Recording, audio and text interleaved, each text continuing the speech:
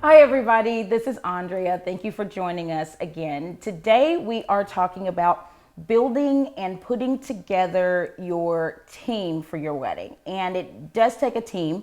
If you want to use the age-old adage that it takes a village to plan a wedding, it definitely does.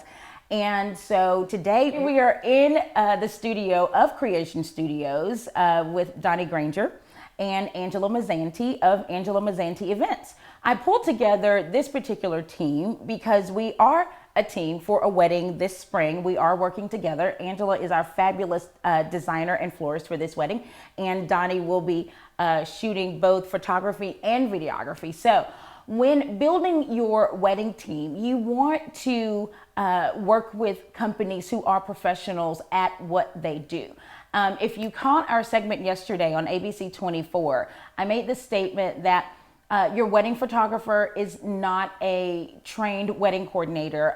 Your DJ is not a florist. And I know that you will run into some companies that will tell you that, for a lower price, you can get all of these things, but really look at whether or not, and yeah, I'm getting reactions over here, really sit back and assess, are you getting the value that you would get and the true attention to that extra category that you're asking somebody to perform for you. So we're just going to have a general discussion today about that and about building a team and about how all parts, all vendors that you do have play a part together.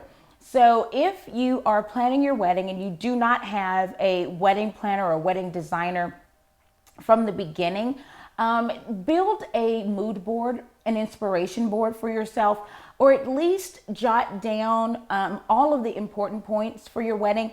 If it's a themed wedding, if it is an outdoor wedding, with particular restrictions and things like that, make sure that everybody knows about that going in, and take that mood board, take those points to your meetings, and so that everybody has a copy of the same thing. So that way, when everyone comes together on the day of, because this is what you as a couple, you don't see. When everyone is together and they're building your room and making the church and the reception, and so that everything will flow very well, you are off getting dressed. And so every one of these people need to know that when they come in, they know exactly what they need to do. So we're going to just kind of talk about that. And Angela, thank you for joining us today. I would like for you to talk about, from a designer standpoint, how important it is to know the vision of the bride outside of, her flowers, and to know how she is planning to have it shot, and we use the word shot a lot, when referring to having your wedding pictures taken. That's what we're talking about there. Does that make a difference, Donnie and Angela, like if you're designing and she wants a photojournalistic type or a very traditional type, does that make a difference in the way that you design it and, the way that you shoot it? It does make a difference, and I think that it's really important to kind of get a feel for who she is as a whole outside of the wedding, because the wedding is really just one day. And so I try to come at it from a place looking in at what kind of fashion does she like, what kind of furniture does she pick out when she goes shopping, what is she drawn to, or what does she gravitate towards as far as color goes when she picks out her clothes or her jewelry. Is she a very minimalistic person? Does she not wear a lot of jewelry? Things like that really play into the whole design, and I take that into account when I'm trying to put something together for a client. And obviously everything that I do, I'm thinking in the back of my head how it is going to be shot. And you can ask Donnie, I'm very particular about the detail shots because they are so important. Okay. So Donnie, if you will, Angela brought up a great point about the detail shots. To me, and I agree with Angela, that definitely helps tell the story that the couple may miss. Yes. Again, because they are off doing other things, and the one space that they have spent 9 months designing, it's been disturbed. People have come in, guests have come in, and they've taken their seats. And so how does that play in with, how you plan your day and how you need to know what's going on with the designer and with the wedding planner? Yeah, I would say two things.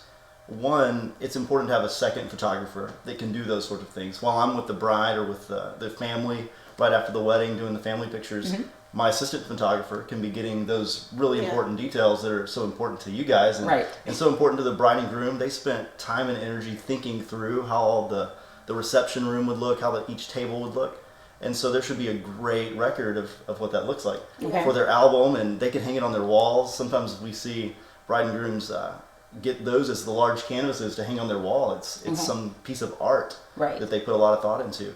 Absolutely. And the other thing that I would say, as far as the mood goes, talking about a mood board or a particular style, just to give you a quick, for instance, if the bride is wanting a very chic, modern feel for her wedding, we're going to bring a lot of lights, we're going to bring a lot of flash, and we're going to go through a lot of effort to make things look very crisp. Okay. On the other hand, if she wants a very vintage, photojournalistic style wedding, then our shooting will be very different. We're bringing different lenses, we're using less light, grainy is good. We're going to do a lot of things differently.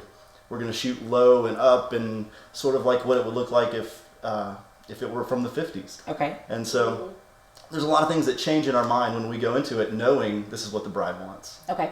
So again, definitely very important to let you know those things and not just to come into either one of your studios and look in your books and then say, okay, I want this, and not give you any more information until 2 weeks before the wedding. Absolutely. Right, because that does kind of that will set an expectation on the back end that can't be fulfilled. So we just need the communication to happen. Okay, now when you were we were talking a little bit earlier about how wedding photographers are sometimes thought of as the wedding coordinator. I know you have had to do that on some occasion, but if you could speak to how that actually will change your shooting style for that day, and does that not cut into the time that they have hired you for? Absolutely. If there's not a coordinator, by default, we photographers who know what ought to be happening next Right. are going to have to make sure it's happening next. Okay. Or else we're not going to get the photo and things are going to be a train wreck. So we have to step into that role if there's not a coordinator. That being said, it is so much better if there is a coordinator who we can rely on to run the show and to make sure things are happening in proper order. And then we just follow the action and we can focus on our art rather than where's dad for the father-daughter dance. Right. We don't need to be running around the room coordinating things. That's what they pay you guys money for, Right. and you do your job so well, it makes everything so much better. Okay. Now, I'm going to kind of lead into, let's say they found the photographer first, because Angela and I both know we are brought in at very different levels. It could be from the very beginning, in the middle, at the very end. So a lot of times vendors are already on board. But we are all in a position of referring vendors. And something that, again, on our segment yesterday on ABC 24, April, the anchor asked me about commissions and kickbacks. And she said, does that happen? And I told her, of course, it absolutely does. So let me get your take on, commissions and kickbacks and how that plays into your referrals. I will say initially, I did say Andrea Lewis Events does not accept commissions or kickbacks. We ask, if a vendor offers that to us, that they take it off the client bill, because generally it's not that much anyway. It's a few $100s and things like that. But with that said, I think a lot of times you can end up, if you get into that circle, that all of the weddings always end up working with the same people. And I don't know that, for me, that is the most creative route to take. So let's just talk about that a little bit. Yeah, I agree. I think that would just really kind of back you into a corner to use a particular team based on that. I don't take them as well. Not really ever been offered that. But I would not be interested in working with somebody just because of a commission or a kickback. Basically, it's customized to each individual client, and I want them to work with someone that I feel matches their style, their personality, and also what is going to give them the best overall product at the end. And so that's how I really base my vendor referrals is trying to match their personalities with the best vendor. Right. That's really important. And from y'all's perspective, you're being relied upon by the bride to give her the best referrals. They don't come to me looking for referrals for other pieces of the industry, although I do give them. But they come to you looking for that. Right. And so if your opinion is biased by knowing that you're going to get a kickback from such and such, Right. that's a really big deal, and the bride should be aware of that. Right. Yeah. But it's also important for me, from my perspective, because there are a lot of venues and a few coordinators that does happen with. And Right. photographer, we spend a lot of money on marketing. We spend magazines and ads and different things. And the way I see it, if they do expect that, I don't mind paying some bit of a thank you for the legwork on the front end, because the bride came to them and they're working really hard and they trust me. So I'm just saying thank you with a small percentage. But the key is that the bride never sees any of that Right. as coming out of her pocket. Absolutely. It comes out of my pocket as a thank you. Hey, go out to dinner on me. Thanks for the referral. Right, absolutely. And I believe in that instance, in full disclosure, if there is a kickback, accept it, in what you were saying, it's a thank you. That's not, something that was offered. It was great working with you. This was a great wedding. And it might not even be monetary. It might be, Absolutely. dinner, like Donnie said, or a nice basket, candles, or, just something to say thanks for the referral. Right, right. Also, one more thing that I want to hit on are, kind of when you do a referral, and Angela kind of hit on this a little bit as far as referring people who speak to the style, so that I want people to know that when you are given referrals, be sure that the person giving the referrals is giving you a good sampling, like you said, based on your style, based on the money that you want to spend, and not that every time someone comes to me for a caterer, I'm sending them to this one person. Because to me, this is just my opinion on that.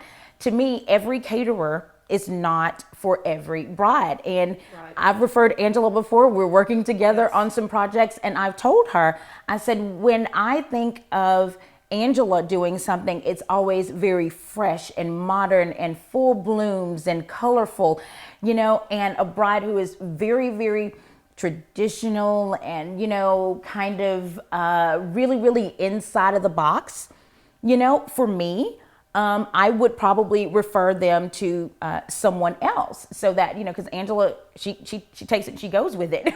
That her ideas are just gonna fly. So you agree? Yeah, Just with it? absolutely. Okay. Absolutely. And that way your events don't start looking like cookie cutter events. It's one thing to know that you have a great team that you can go anywhere with and pretty much do anything, Right. because you can count on them to do their thing, and you don't have to micromanage. Right. But it is, the key is always matching them up with the best vendors, to suit their personality and their needs. But absolutely, I agree. It makes on the receiving end of those referrals, it makes my life so much easier when I don't get the bride that doesn't fit me. Right. I would rather you not refer me if they're not going to be a good fit. And, Right, and I exactly. trust that when they walk in, that they have the budget for what we do, and that they will appreciate the Yes. style that we bring. And that's a big deal. And it's so Absolutely. easy when that works. Yes. So, well, thank you both for coming on to our wedding planning series today. Thank you for joining us, and we'll see you next time. Bye-bye.